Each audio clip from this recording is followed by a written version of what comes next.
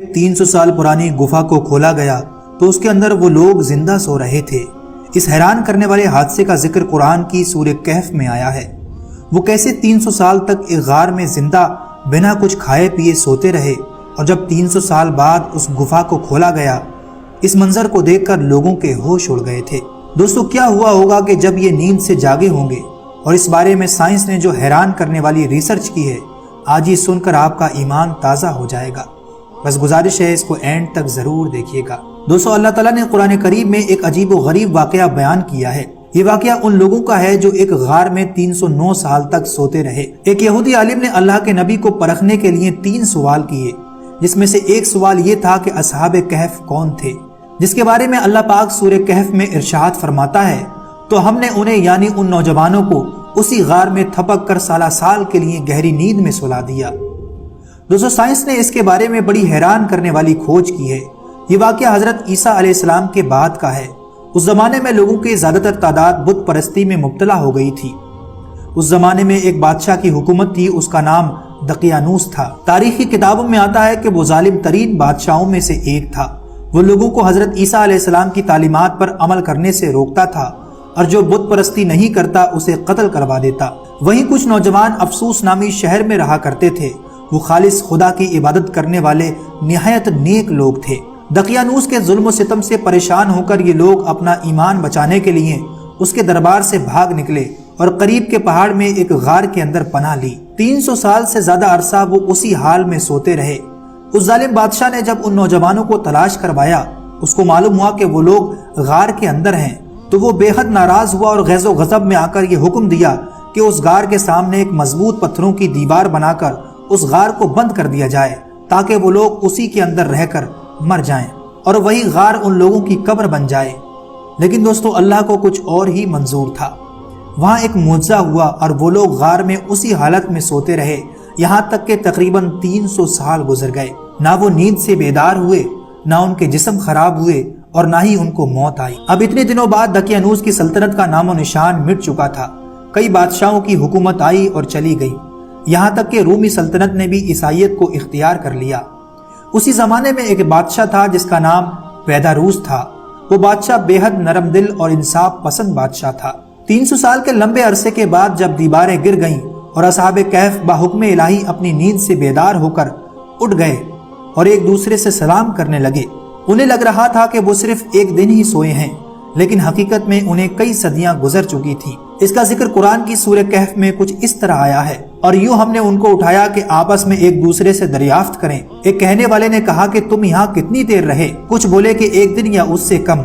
دوسرے بولے تمہارا رب خوب جانتا ہے جتنا تم ٹھہرے۔ دوستو، جب ان کو بھوک لگی تو ان لوگوں نے اپنے ایک ساتھی یملیخا کو بازار میں روٹی لینے کے لیے بھیجا۔ شہر میں داخل ہونے پر اس کے پاس جو سکے تھے وہ اسی زمانے کے تھے۔ وہ قریب ہی ایک نان والے کی دکان پر اپنے ساتھیوں کے لیے نان خریدنے لگے۔ جب انہوں نے اپنا وہ سکہ اس دکاندار کو دیا، دکاندار وہ سکہ دیکھ کر بہت حیران ہوا۔ اسے لگا کہ اس آدمی کو کوئی خزانہ مل گیا ہے۔ اس نے یملیخا کو بادشاہ کے سپاہیوں سے پکڑوا دیا۔ محل میں لے جا کر یملیخا سے کافی سوال جواب ہونے لگے کہ تمہیں یہ سکہ کہاں سے ملا؟ اس نے کہا یہ سکہ میرا ہی ہے، مجھے کوئی خزانہ نہیں ملا ہے۔ اور جب یملیخا نے دقیانوس کا نام لیا تو سپاہیوں نے کہا کہ اس نام کا تو کوئی بادشاہ آس پاس کی سلطنت میں موجود نہیں ہے۔ ہاں، سینکڑوں سال پہلے اس نام کا ظالم بادشاہ ہوا کرتا تھا۔ یملیخا نے کہا کہ ہم تو کل ہی اس بادشاہ سے جان بچا کر بھاگے تھے، اور یہاں قریب ہی ایک غار ہے جس میں میرے اور بھی ساتھی چھپے ہوئے ہیں۔ یملیخا کی آنکھوں میں سچائی جھلک رہی تھی۔ ان کی بات مان کر کافی سارے لوگ اور سپاہی اس غار تک پہنچے، اور انہوں نے واقعی اس نوجوان کے اور ساتھیوں کو بھی وہاں پر پایا۔ اس بات کی خبر جب ان کے بادشاہ بیداروس کو ہوئی، بادشاہ فوراً اپنے بڑے بڑے علماء اور پادریوں کو لے کر وہاں آ پہنچا۔ دراصل بیداروس نے اپنے باپ داداؤں سے ان نوجوانوں کے قصے کے بارے میں سن رکھا تھا۔ انہیں یہ لوگ اصحاب کہف کے نام سے جانتے تھے۔ 300 سال پہلے بت پرستی سے اپنے ایمان کو بچانے کے لیے وہ اس غار میں آ کر چھپ گئے تھے اور انہیں وہیں بند کر دیا گیا تھا۔ بیداروس نے جب ان لوگوں کو دیکھا تو سجدے میں گر پڑا اور اس نے اللہ کا شکر ادا کیا۔ اب لوگوں کو یقین ہو گیا کہ مرنے کے بعد بھی زندگی ہے اور اللہ ہر چیز پر قادر ہے۔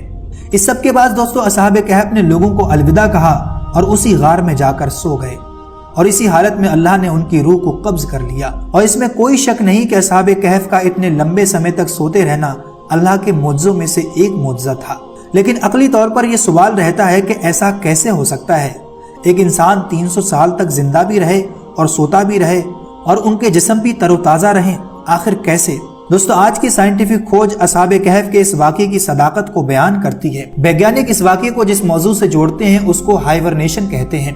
दोस्तों, साइंस कहती है कि हाइबरनेशन एक ऐसा अमल है जिसके जरिए दुनिया के तकरीबन 2000 जानदार मौसम की सख्तियों और खुराक की कमी और मौत से बचने के लिए बहुत गहरी और लंबी नींद में सो जाते हैं। इसी लंबी नींद का नाम दरअसल साइंटिफिक टर्म में हाइबरनेशन होता है। और जो जानदार इस अमल को करते हैं उनमें पाया गया है कि उनकी दिल की धड़कन 95% तक कम हो जाती है और जो हम ऑक्सीजन सेकंड में ले रहे होते हैं उनके अंदर उसकी स्पीड मिनट में हो जाती है। जिस्म के अंदर जो हरारत होती है वो ठंडी होकर कम हो जाती है।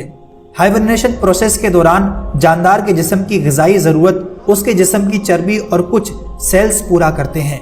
इसके चलते किसी भी जानदार का मेटाबोलाइन दूसरों के मुकाबले में इंतहाई सुस्त हो जाता है। आसान लफ्जों में कहें तो हाइबरनेशन के दौरान जानदार की उम्र तकरीबन बढ़ना रुक जाती है। इस दुनिया में सबसे लंबा हाइबरनेशन करने वाला जानदार एक चमगादड़ है जो 344 दिन यानी तकरीबन 1 साल तक बिना कुछ खाए पिए एक जगह पर सोता रहा। अब दोस्तों, आप कुरान पाक के इन चंद जुमलों पर गौर करें तो हमने गार में कई सालों तक उनके कानों पर नींद का पर्दा डाले रखा था। इसका इशारा दोस्तों हमारे कानों पर है। दरअसल हमारे कानों में एक हिस्सा होता है जो इंसान के सोते वक्त किसी खतरनाक आवाज या शोर को पहचानता है और इंसान के दिमाग को सिग्नल भेजता है, जिससे इंसान की नींद टूट जाती है और वो चौंक कर उठ जाता है। मगर असहाबे कहफ के मामले में वो हिस्सा मुकम्मल तौर पर अल्लाह के हुक्म से रुक चुका था और सूरज की रोशनी इस गार पर ना पड़ने की वजह से वो गार सारा अरसा ठंडी रही।